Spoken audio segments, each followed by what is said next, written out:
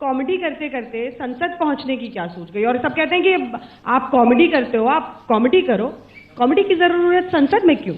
हमारे देश में सबसे ज्यादा कॉमेडी संसद में होती है।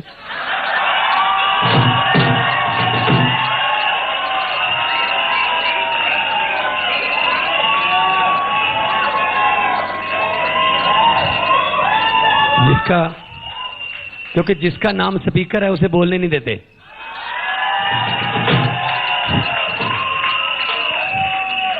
नाम स्पीकर है, पूरा दिन चुप करवा के जाते हैं। आप बैठ जाइए, बैठ जाइए, देखिए, बैठ जाइए, बैठ जाइए।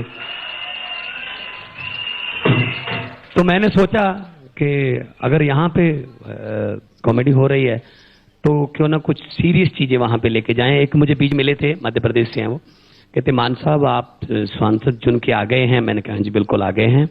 इसका मतलब संसद में अब खूब हंसी मजाक होगा। मैंने कहा जी बिल्कुल नहीं, आप लोगों ने ऑलरेडी देश का बहुत मजाक उड़ा लिया, अब कॉमेडियन सीरियस होके आए हैं। अब कॉमेडियन सीरियस होके आए हैं। तो हम actually comedy is a very serious business. हंसाने के लिए, वो भी आज के माहौल में, बहुत स्किल चाहिए।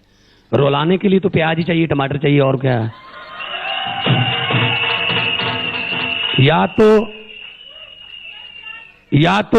या तो दीवाना हंसे या जिसे तू तौफीक दे, वरना इस दुनिया में आकर मुस्कुराता है कौन। क्या बात। अब जब संसद में पहुंच ही गए भगवंत मान जी, तो इनका तरीका वहां भी बिल्कुल अलग है। जब ये इंटरैक्ट करते हैं बाकी सांसदों से तो सब इनके तरीके से बिल्कुल खुश होते हैं, और आप कटाक्ष भी कर देते हैं, उनको समझ भी नहीं आता आधे टाइम। तो ये जो आपका पार्लियामेंट के अंदर इंटरैक्शन होता है इन बाकी सांसदों से, उसके बारे में कुछ बताइए। देखिए, हमारी पार्टी 4 सांसदों की पार्टी है। वहां पे हमें 6 मिनट मिलते हैं पार्लियामेंट में। 6 मिनट हमारे पास हैं, क्योंकि गिनती के हिसाब से होता है। 50 मिनट के आसपास कांग्रेस के पास हैं, 4.5 घंटे बीजेपी के पास हैं। इसीलिए वो बेल बजती है, जब बेल के बाद भी बोलते रहते हैं। 4 बेल बज जाती है, 5 बेल बज जाती है, क्योंकि हमारे पास। लेकिन बात यह है कि यहाँ पे बड़े बड़े पत्रकार बैठे हैं, इनको पता है कि खबरें तो जो फील्ड के पत्रकार हैं इतनी लंबी लंबी भेज देते हैं, लेकिन उसमें खबर इतनी होती है। तो हम क्या करते हैं, हम कविता का जरिया या कोई ऐसा ढूंढ लेते हैं कि 2 मिनट की, मेरे ख्याल में 2-2.25 मिनट की कविता थी, अच्छे दिन कब आने वाले हैं, लेकिन उसमें बहुत कुछ है। वो सुन लेते हैं। 2 मिनट मुझे मिले थे। अब 2 मिनट में अगर मैं वैसे बोलने लगूं तो एक मुद्दा मैं शुरू करके उसको खत्म नहीं कर सकता। उसका एक जरिया है कविता। कविता में एक लाइन में आप 1 घंटे का टॉपिक आप समा सकते हैं उसमें। तो मैंने एक कविता, क्योंकि अच्छे दिन चल रहे थे, तो लेकिन नजर नहीं आ रहे थे, तो जो हुआ तब तक, जिस दिन तक मैं वो कविता बनाई है, ये मैं आपको ये बता दूं, ये कविता एकता कपूर के सीरियल की तरह बहुत लंबी चलेगी।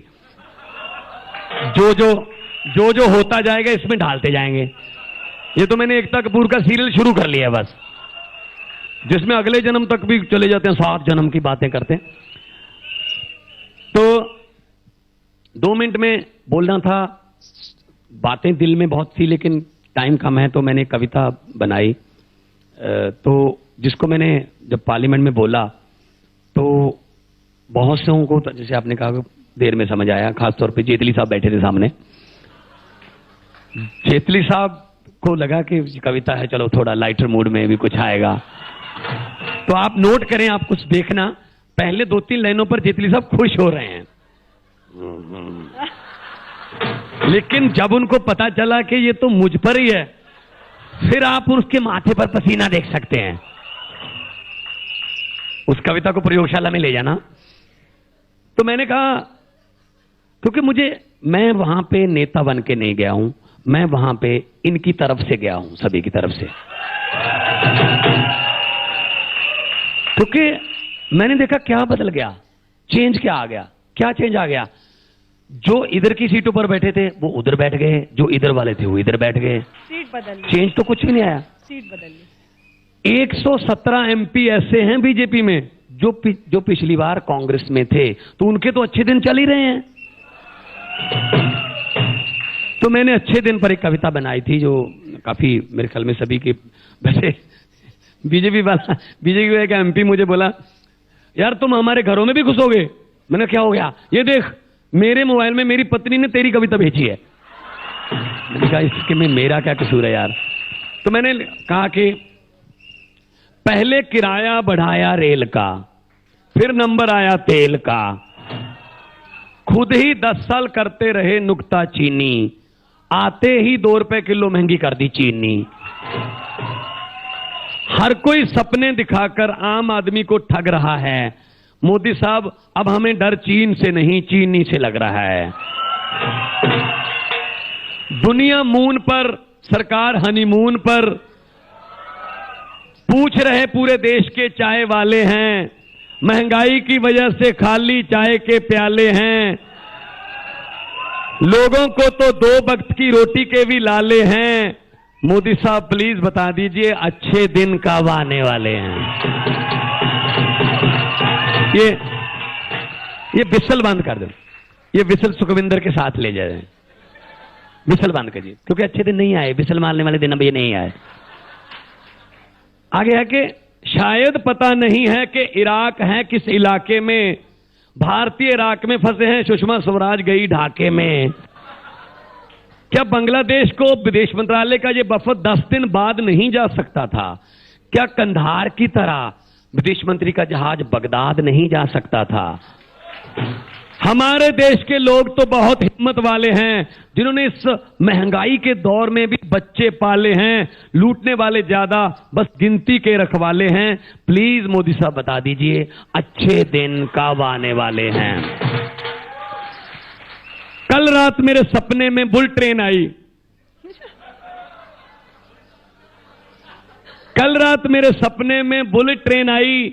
मैंने कहा जी बधाई हो बधाई, सुना है तुम मेरे देश आ रही हो, मेरे देश की तरक्की की स्पीड बढ़ा रही हो। बुलेट ट्रेन बोली मेरा शिकवा किसी गाय या भैंस से नहीं, अरे मैं बिजली से चलती हूं गोबर गैस से नहीं। मोदी साहब के भाषण लोगों को खूब जचे हैं। एक ही राहत की बात है, काला धन वापस आने में महज 10-15 दिन बचे हैं। हम तो आम आदमी पार्टी वाले हैं, हमने तो कई सरकारों से डंडे खा ले हैं। हमने तो पार्लियामेंट में और सड़क पर यह पूछने के लिए ही मोर्चे संभाले हैं कि tell me mister Narendra Modi अच्छे दिन कब आने वाले हैं। एक दिन सोनिया जी मुझे कहने लगे कि भगवान जी आपको तो सीट अलॉट करवाने की जरूरत नहीं है, क्योंकि जब मैंने देखा है, मैंने कभी आपको बैठे हुए तो देखा ही नहीं है, आप तो यहीं रहते हो। मैंने क्या कह रहे हैं जी मैडम बुला लेती हैं यहाँ पे, क्या करें। तो मैंने कहा अगर मुझे वहां टाइम मिल जाए सीट से तो मैं बैल में क्यों आऊं। तो कई बार क्या होता है कि अपोजिशन को क्योंकि अब सिखाया किसने है, कुएं में जाना सिखाया किसने है। बीजेपी 6 महीने कुएं में रही और सरकार बना गई। हमें तो ये लगता है कि अगर हम कुएं में रहेंगे तो और बढ़ जाएंगे। किन्होंने सिखाया? सीनियर ही सिखाते हैं ना। सीनियर्स अभी मैंने तो राहुल गांधी को भी खींचकर कुएं में ले जाते हैं। राहुल गांधी को मैं लेके गया था, मैंने कहा थोड़ा उठो। वो जो कुएं में यानी वेल में पहुंचे थे राहुल गांधी, यही साहब लेके गए थे। हाँ, उस दिन किसी मुद्दे पे चल रहा था। हाँ। राहुल गांधी ने भी नारा लगाया वी वांट जस्टिस। मैंने कहा शुक्र है, मैंने कहा शुक्र है, शुक्र है।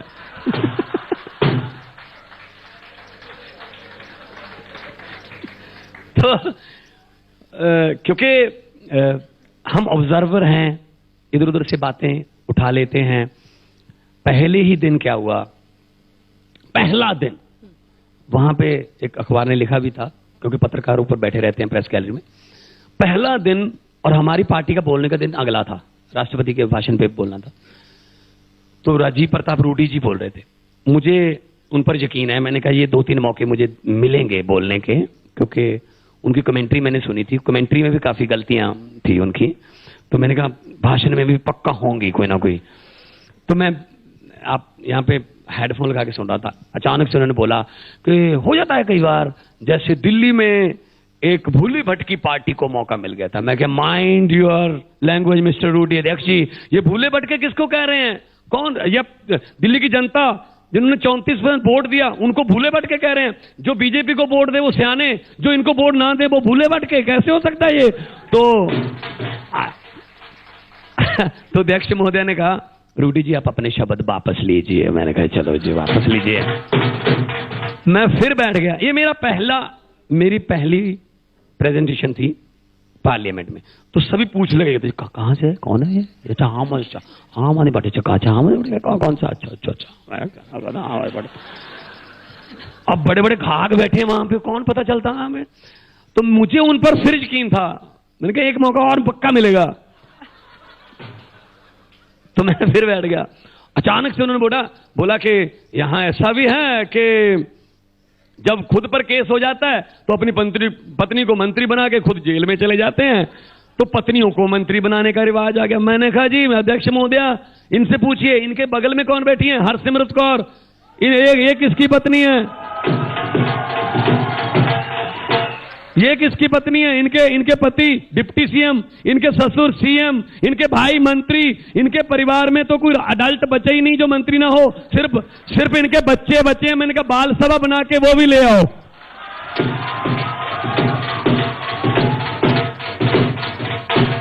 अब राज जी पंगा ये हो गया कि कहा तो उन्होंने राबड़ी देवी के बारे में था। अब पप्पू यादव सामने बैठे थे, उनको पता नहीं, समझ नहीं आया, वो अपना कुछ काम कर रहे थे। अब मैं पप्पू यादव जी को उठाना चाहता था कि तुम भी बोलो।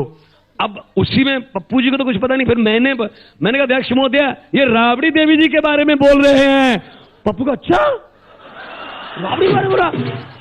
पप्पू जी बोलते क्या, मैं सीधा बैल की तरफ, मैडम ये कैसा मैडम।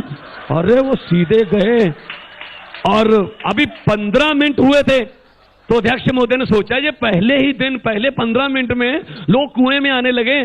जैसे उनको आते देखा, मैडम स्पीकर ने रूडी जी को कहा आप शब्द वापस लीजिए। तो पहले दिन 2 शब्द वापस लेके फिर मैं आराम से बैठ गया। मैंने कहा चलो अपना काम हो गया आज का। तो वहां पे सभी को सुनना, क्या बोलते हैं, उनकी गलतियां अगर निकालोगे तो ऑब्वियसली आप गए हो सिर्फ खुद बोलने के लिए नहीं गए हो, दूसरों की बोली में से लोग विरोधी, जनता विरोधी जो जुमले हैं या उनमें जो उनके सेंटेंस हैं वो उन पर इतराज करना भी हमारा फर्ज है।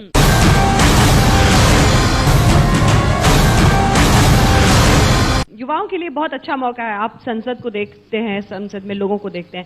कुछ दक्षिण भारत के जो सांसद वहां पर रहते हैं उनके साथ बड़ा इंटरेस्टिंग आपका है। उनका एक तो उनको तो हिंदी समझ कम आती है ना, तो अभी उन्होंने क्या किया कि कहीं से पूछ लिया, क्योंकि मैं टर्बन पहनता हूं भगत सिंह स्टाइल की, तो पगड़ी जो भगत सिंह स्टाइल की है, क्योंकि भगत सिंह युवाओं के दिलों में इसलिए रहते हैं क्योंकि वो 23 साल की उम्र में शहीद हो गए, तो अभी तक 23 साल के ही हैं, अभी तक भी 23 साल के हैं वो, तो इसलिए हर जो आने वाली पीढ़ी है उनके भी वो रहेंगे रोल मॉडल। तो उन्होंने पूछ लिया कहीं से कि अच्छा भगत सिंह और नाम क्या है? भगवंत मान। तो वो मिक्स कर गए। एक दिन मुझे बोले नमस्कार मिस्टर भगत सिंह हूं मैं। कहा यार, मैंने कहा इतने बड़े आदमी के साथ मुझे कंपेयर करो, मैं तो उनके कदमों की धूल हूं, भगत सिंह के कदमों की धूल हूं। सिर्फ इस सोच को, वो पगड़ी पहनकर मैं ऐसा नहीं कोई मैसेज देना चाहता कि मैं भगत सिंह बनना चाहता हूं, वो तो बहुत बड़े आदमी थे, लेकिन एक वर्दी है, एक यूनिफॉर्म है। मैं आर्टिस्ट हूं, जैसे मैं पुलिस की वर्दी पहनता था तो पुलिस का रोब आ जाता था, स्कूल के बच्चे की वर्दी पहन लो तो वो शरारतीपन बचपन याद आया। जब मैं पगड़ी पहन के पार्लियामेंट जाता हूं तो मुझे जिम्मेदारी का एहसास रहता है कि भगवंत मान, जिस आदमी की आपने पगड़ी पहन रखी है बहुत बड़ा आदमी था, इसलिए कोई ऐसा काम मत कर देना कि इस पगड़ी को दाग लग जाए। तो जिम्मेदारी का एहसास कराती रहती है वो पगड़ी मुझे। जी, भगत सिंह जी के आप भक्त हैं, कोई भी गाना, कुछ भी जो आपने, क्योंकि वादा किया था लोगों से यहाँ पर कि एक गाना गाएंगे और आप गाते भी अच्छा है। अच्छा। तो गाने तो वैसे बहुत से हैं, लेकिन मैंने एक भगत सिंह जी को चिट्ठी लिखी थी कि आपकी आज़ादी और यहाँ की आज़ादी में बहुत फर्क है। भगत सिंह ने, राजगुरु सुखदेव ने, हजारों और शहीदों ने कुर्बानी इसलिए नहीं दी थी कि 23 मार्च को छुट्टी होगी जहां हमारे चौक में बुत लग जाएंगे। तो मैंने चिट्ठी जो लिखी थी उसमें क्या था कि जिस मकसद वास्ते जी तुसी सी फांसी दे रस्ते चुमे, ਉਹ ਭੁੱਲ ਭੁਲਾ ਗਏ ਜੀ ਜਿਨ੍ਹਾਂ ਦੇ ਦੇਸ਼ ਚਲਾਉਣਾ ਜੁੰਮੇ ਕਈ ਸਾਲ ਤਾਂ ਬਹਿਸ ਚੱਲੀ ਕਈ ਸਾਲ ਤਾਂ ਬਹਿਸ ਚੱਲੀ ਫੇਰ ਕਿਤੇ ਸੰਸਦ ਵਿੱਚ ਬੁੱਤ ਲਾਇਆ ਤੇਰੀ ਕੁਰਬਾਨੀ ਦਾ ਭਗਤ ਸਿਆਂ ਕੌਡੀ ਮੁੱਲ ਨਹੀਂ ਪਾਇਆ ਤੇਰੀ ਕੁਰਬਾਨੀ ਦਾ ਭਗਤ ਸਿਆਂ ਕੌਡੀ ਮੁੱਲ ਨਹੀਂ ਪਾਇਆ। इसी के साथ बहुत बहुत शुक्रिया आपका भगवत बहुत बहुत मेहरबानी।